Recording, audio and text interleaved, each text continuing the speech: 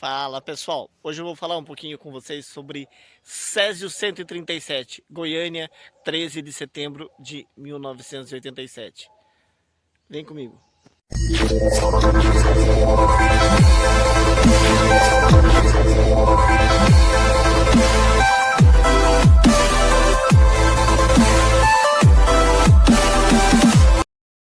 1987, na cidade de Goiânia, estado do Goiás, no Brasil, aconteceu o maior acidente radiológico já ocorrido em nosso país. Nesse dia, dois catadores de papelão de reciclagem, chamado Wagner e Roberto, invadiram uma clínica abandonada na cidade de Goiânia. Essa clínica havia sido uma clínica de tratamento de radioterapia, mas ela estava abandonada, era um prédio abandonado.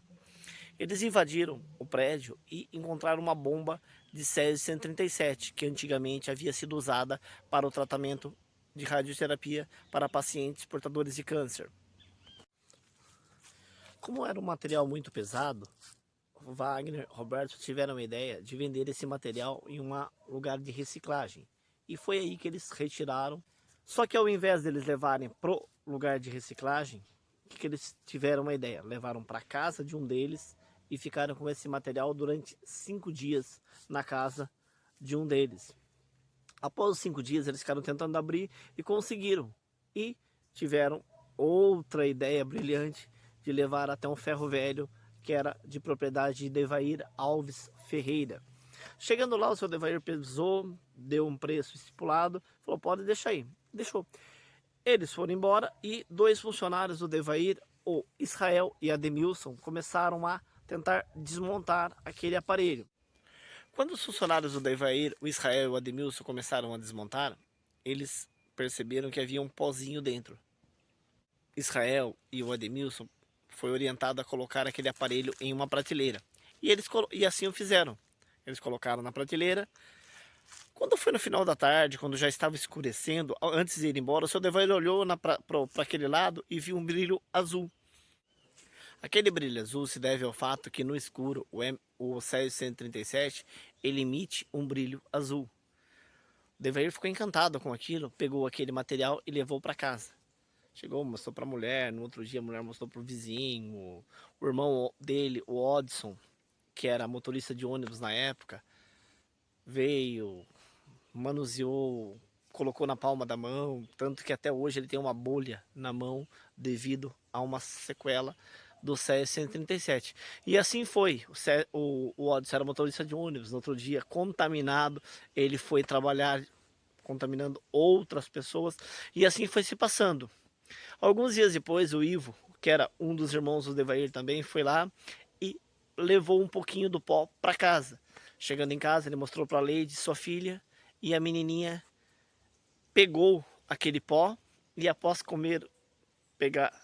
a menininha pegou aquele pó e após pegar aquele pó, ela foi e comeu um ovo cozido sem lavar as mãos. Os dias se foram se passando e Devair continuou com aquele material dentro da casa dele. A família começou a ter alguns sintomas. Devair, principalmente, começou a não sentir gosto mais dos alimentos, tipo coisa doce ou salgado, para ele era a mesma coisa, ele não sentia gosto. E a Marília Gabriela, sua esposa, começou a ter ideia. Como acontece isso? Pode ser por causa daquele pozinho.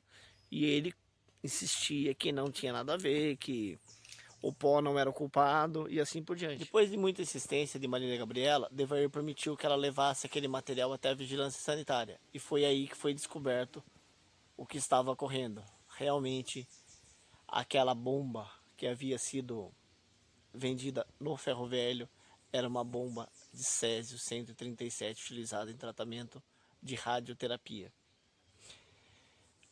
É muito complicada essa situação, porque muitas pessoas haviam sido contaminadas.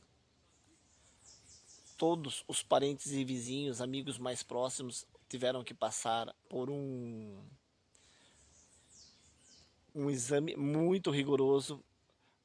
Na época, o estádio de Goiânia foi fechado só para atendimento das vítimas do Césio 137. Foi constatado, e as mais graves, Devair, o Ivo, seu irmão, a menina Leide e os funcionários foram levados para o Hospital Marcílio Dias, no Rio de Janeiro. Esse tratamento durou algum tempo no Rio de Janeiro e no mês de outubro começaram as primeiras mortes. Mortes oficiais vítimas do Césio 137 foram 4 pessoas, que foi Marília Gabriela, esposa de Devair, Leide, sua sobrinha, filha do seu irmão Ivo, e 2 empregados, o Ademilson e o Israel. Mas outras vítimas ficaram com sequelas, desde familiares, amigos, profissionais que ajudaram a retirar os materiais das casas, porque, por exemplo, os policiais, foi falado que era um vazamento de gás. Então, muita gente que estava trabalhando lá não sabia o real perigo que ocorria lá. Alguns anos depois, Devair morreu devido ao excesso de bebida alcoólica. Seu irmão Ivo também faleceu devido a uma patologia pulmonar. E assim se foi. Hoje, muitas vítimas ainda sofrem consequência do Césio 137. Mas esse acidente tão terrível ocorrido lá no longínquo ano de 1987 serviu para que hoje muitas das autoridades brasileiras tivessem mais cuidados no descarte desse material. Beleza, pessoal? Espero que tenham gostado. Tem muito mais informação sobre o Césio 137. Qualquer coisa, deixe nos comentários para que nós possamos fazer outros vídeos sobre o tema, falando um pouco mais desse tema tão doloroso para o nosso país, mas com tanto conteúdo tão fantástico quando se fala de conteúdo. Beleza? Deixe seu comentário e até a próxima.